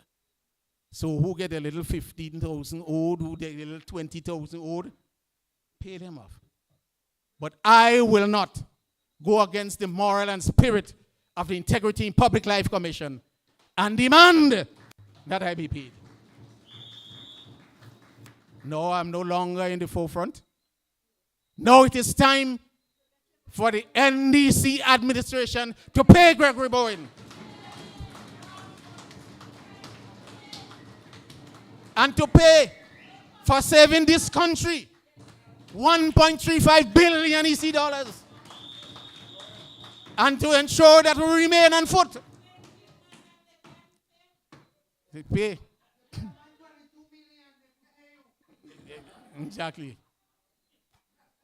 Pay that yet. I still have some people that I owe, And these people never come and ask me, did you get the money? Did you not get the money? Because they know as soon as I get that money, they will be paid. They will be paid. So, brothers and sisters, after that, the case came and everything went out. Then we had the opportunity to move to a new investor. And all the while, we were talking with the big players. They came and they sat with Dr. Mitchell and myself, and the big players will ask so on, so on, so on. They know everything that has happened out there. They pay for satellite to beam all through your country, and they realize that the resources was not as great as Ghana. Yeah? And so they ended up in Ghana. So GPG came on the scene. Other people came, you know. When you ask them, what would they give you? How will they share in the resources? We know we had not much, but peanuts. They want to give you less than peanuts if they come, so that they could make their abundance. And the country had nothing. GPG came, and we looked at what they had to offer. We made an arrangement with them. While you could not pull a magnitude, we told them, okay, make back your money up front. But when you may reach halfway in making back your money, we have to share a greater part of the wealth. And they agreed. So while they had a 20-year term, so in the first 7 years, their ratio might be 70, we might be 30. But boy, in the first 7, after 7 years, oh boy, it started to shift, 60-40. And the next year, it started to shift, 50-50. And it started to shift, and the government ahead, 55-45. No other country in the region got Soti Solidim, but we had to sacrifice in the beginning. And we said, every 5 years, despite the split that we were going to go ahead, we will still review and see if we should not get more than the addition that we would get. So we sat down there with him. And that is how GPG came on the scene, brothers and sisters. And so they were there. They were frustrated by the NDC. As a matter of fact, NDC said all you have to do is frustrate them for the 5 years that they'll be in office, and then the agreement will be terminated. Well, how they're so stupid. I cannot think about any other person in Grenada who went before 2 exit tribunals. I cannot think about every. I'm talking about big time lawyers and everything here. I cannot think about him. And when I listened to how the tribunal thinks, I see that. As a matter of fact, there is a natural bias against little countries. Yes? We are the banana republic, and that's the big, beautiful investor from a developed country, and we want to chisel him. NDC never saw it, that you frustrate an investor, and you would have to give him back all the time, plus time with damages. Yes? But the elections came in 2013, and we knew what would happen if they took us to court. We sat down and we refined the agreement. So GPG now went on from an exploration license of 11 blocks to a development license of 4 blocks. That is, they did 3D and further studies to pinpoint the areas in the 11 blocks that was best, that will give them the best prospect for success. And remember, brothers and sisters, they had to give up. They had a certain time to give up the 11 blocks. If you hold it for a certain period and you did not move to the development and production stage, you have to give it up. But we knew that they were frustrated, so we gave them back the time. Brothers and sisters, after that, they went into the development stage. You recall the big ship, some of you, who came on our port, the massive ship, and they drilled down into the seabed. This is not sonar radiation coming back up, This is big pipes going down and taking samples of what is there and sending it to major institutions to be organized. So our finding was, after sending it to one institution and sending it to DeGoyle and McNaughton, another famous institution, that there was 9 trillion cubic feet of gas potential. Remember, this is not form up. When you have a potential, you have to see what part of this is actually recovered. Yes? And 200 million tons of oil. That's the first analysis. Now they have to go back again. And I hear what NDC say, that Keith Mitchell lie. He had no gas there. But they have this report. Maybe that is why we'll come to the missing document saga. Yes, they have that report.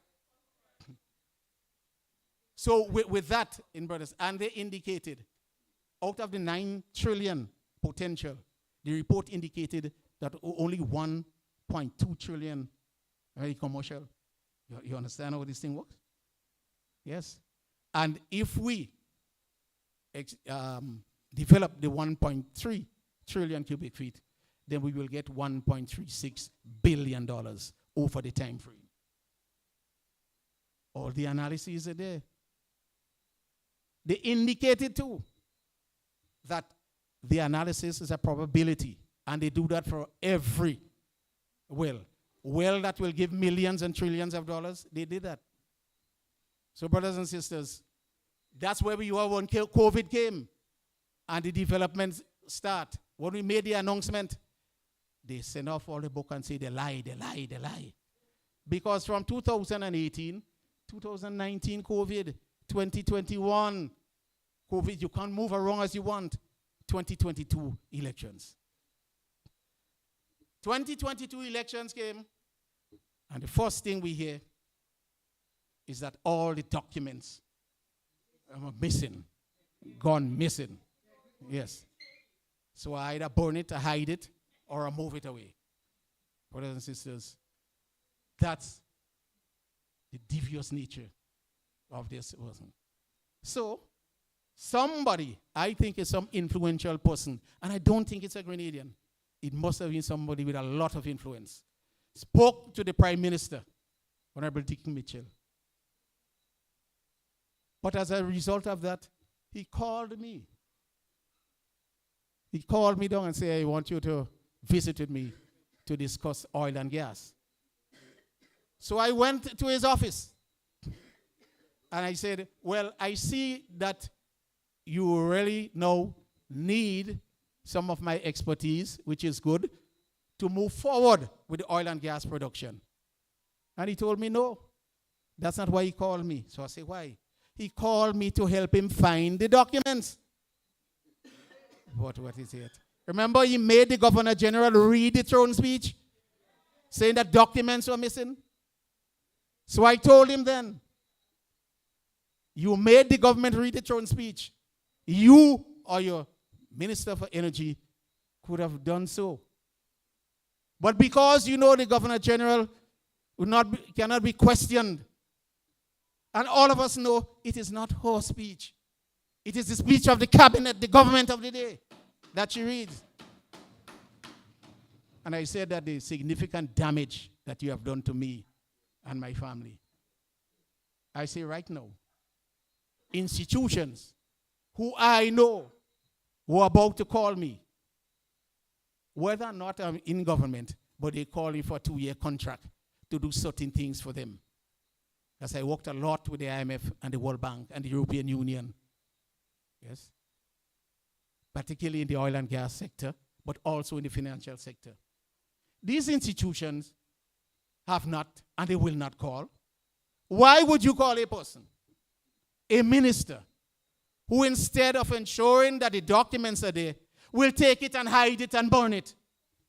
You don't want any such person in any institution, reputable institution as the IMF and the World Bank and the European Union. Yes? No, you don't want that.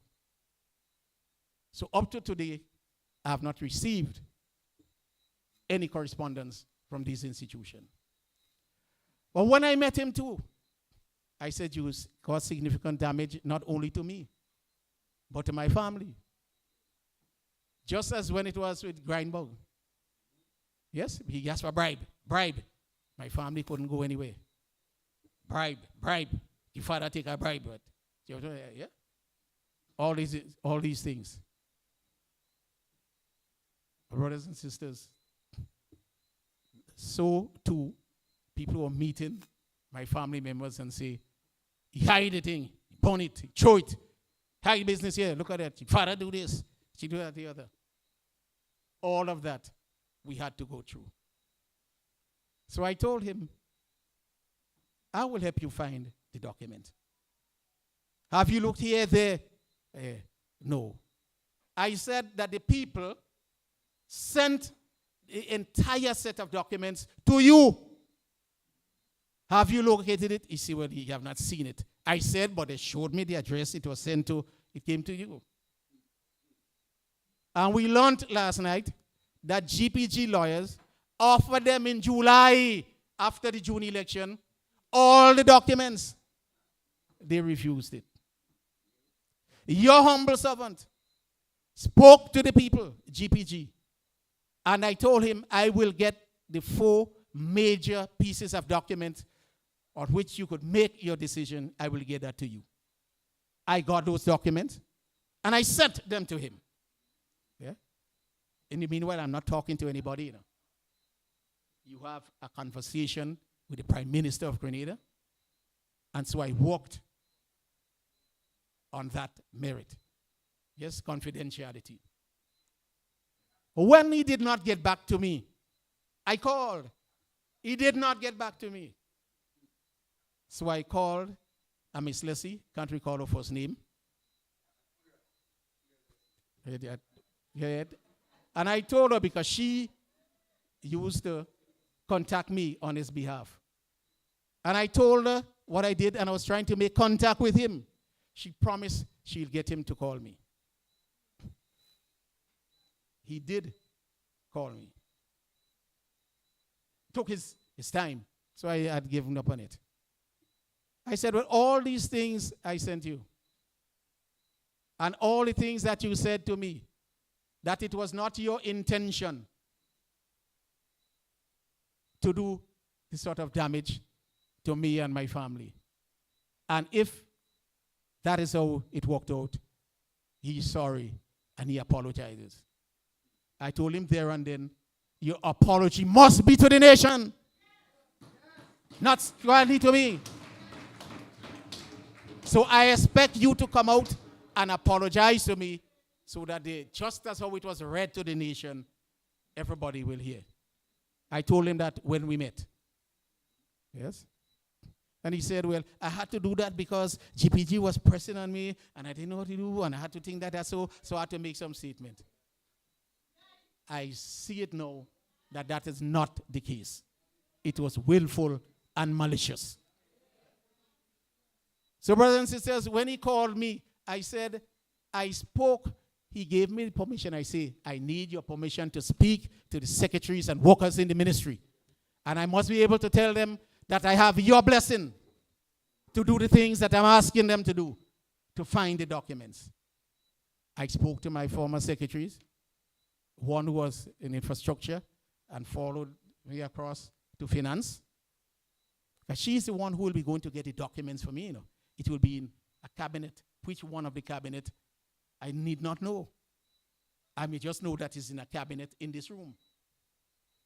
So when I told her that she can tell all the workers, and the workers themselves can call the Prime Minister to verify that what I say is true.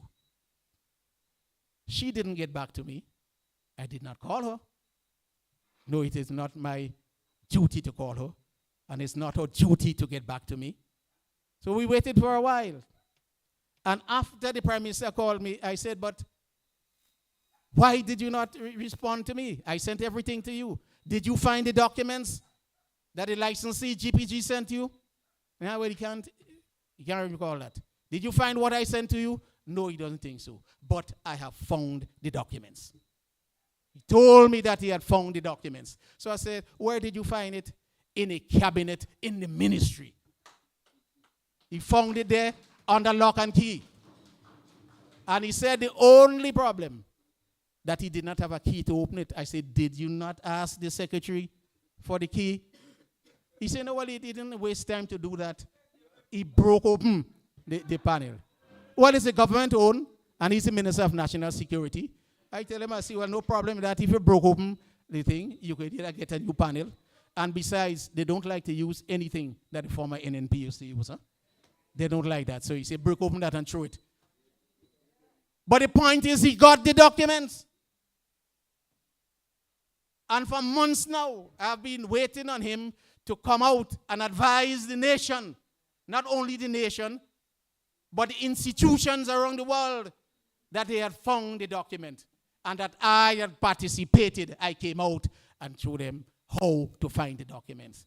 So Gregory Bowen didn't thief any document. He didn't burn any document. He didn't move with any document. As a matter of fact, just as we are obliged to do, we had all the documents secured where it should be. So brothers and sisters, somebody called me and he said, I heard you saying that you did not want to embarrass the Prime Minister or belittle him by going out to the nation and to the world to say that you helped them find the documents, that they found the documents and they have not done one thing. He said, they belittle you and your family. Put all gentlemen together and belittle them too. But brothers and sisters, I did not do that until it was absolutely necessary. How come you can go to Nigeria? Yes? I don't want to use the term wine and dine, but at the behest of a gentleman. Yes? And while you're in Nigeria, GPG signs an arrangement with a Nigerian company. Right? You may say it's another company, but the same man come out and say that he will be buying oil and gas from Grenada. So company A, company B, same thing. But you Nigeria, at that point in time, you come back to Grenada. You said nothing about it. And then when the ball busts, yeah. And I mentioned before the Integrity in Public Life Act. That act says in it, and it is written, you must not be involved in corruption. It further goes on to say, you must not be involved in anything that is perceived to be corruption. So whether or not there is corruption is irrelevant. So he should do what is necessary to clear Grenada's name, if he doesn't want to clear his name, and to have a thorough investigation into this saga. Yes? He must do that. The Integrity in Public Life Commission, they have a responsibility. Yes? And we as Grenadians must call upon them to do their work. We must call upon them to do their work. Because this is not the only incident. We have a lot of other incidents where laws are broken and where people in public life, ministers, are doing things that are against the law. As I indicated, I propelled that law. That is why I'm so familiar with it. That is why I live to the spirit of that law. That is why I live to the spirit of that law. You cannot enrich yourself. You cannot take advantage of a situation at the expense of other people. So brothers and sisters, we have to do what we have to do. I am saying that you do everything that all the speakers before me have told you. Ensure that you do what is right. Ensure that you comb the list. And one thing we did not do, we did not speak to our neighbors. We did not speak to our children. Let us start to do that now, brothers and sisters. And let us make sure that the new National Party is back there to rescue Grenada, Carriacou, and the P.T. Martinique. Ain't nobody could stop us now.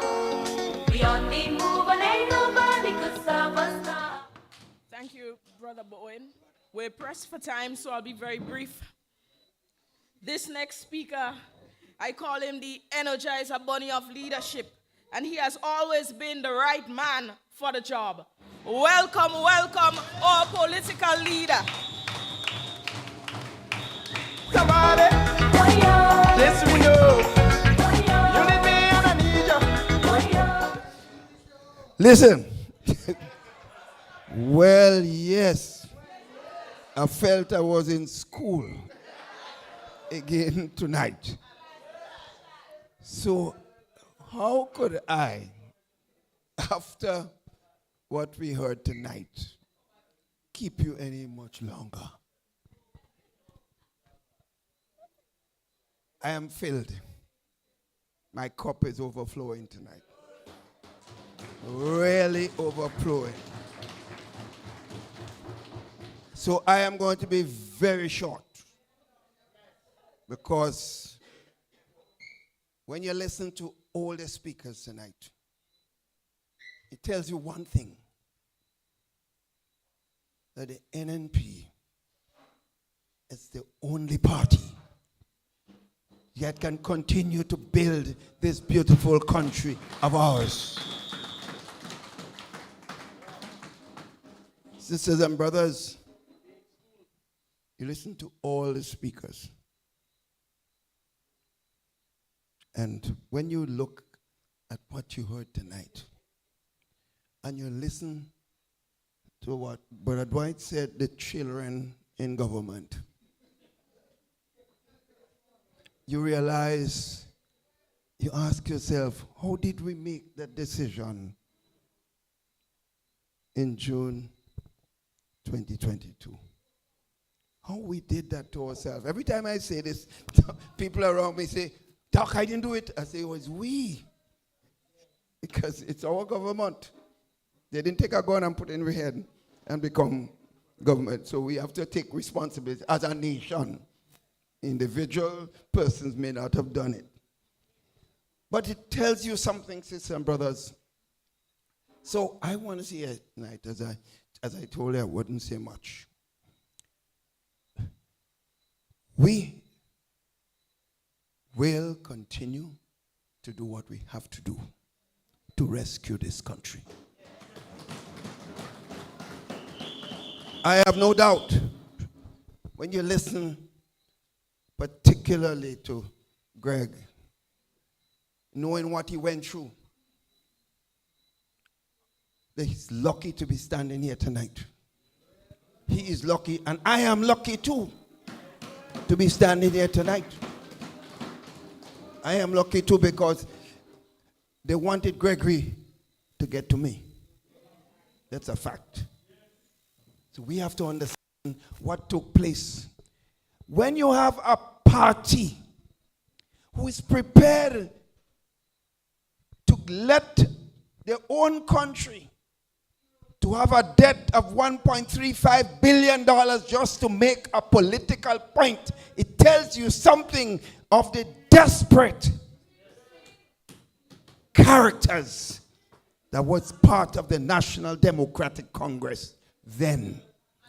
But sisters and brothers, let me tell you this. This NDC is far worse than the one then. That's a fact. So it tells you we are in a lot of trouble. But let me say this, finally. I'm confident that the future of this country is very bright with the NNP, ready to rescue this country.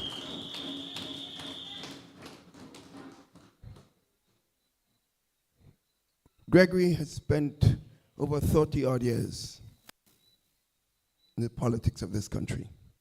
I've spent over 40 years, and others have spent a lot of years in the politics of this country. So as NNP moves forward, we will have changes. We will have changes in the NNP. But you know, sisters and brothers, whatever changes come, the experienced head of the new National Party will be there to work with all the changes to continue to build Grenada, Carriacou, and PD Martinique.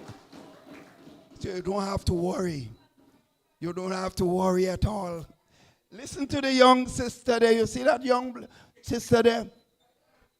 NNP building the future leaders of this country, sisters and brothers. So you don't have to worry, sisters and brothers. We will be there. We will be there with this team and other team members to rescue this beautiful country of ours. Good night. You have had enough food tonight. Thank you and take care.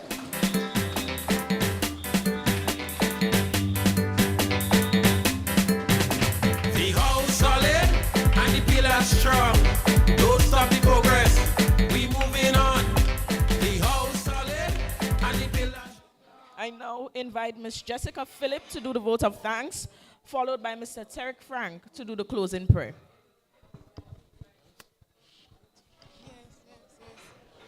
All right, good night. As we conclude this vibrant gathering here tonight in St. George Northeast, I would like to say a special thank you to all of our speakers, the Honorable Dr. Keith Mitchell, our Parliamentary Deputy Leader, Gregory Bowen, Mr. Dwight Horsford, Honorable Peter David, and our Parliamentary Lead at the moment, Mr. Nimrod Olivier.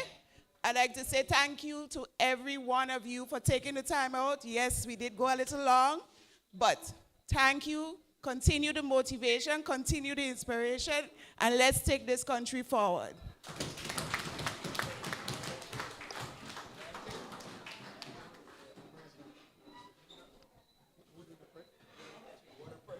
Let us all stand as we close off in prayer.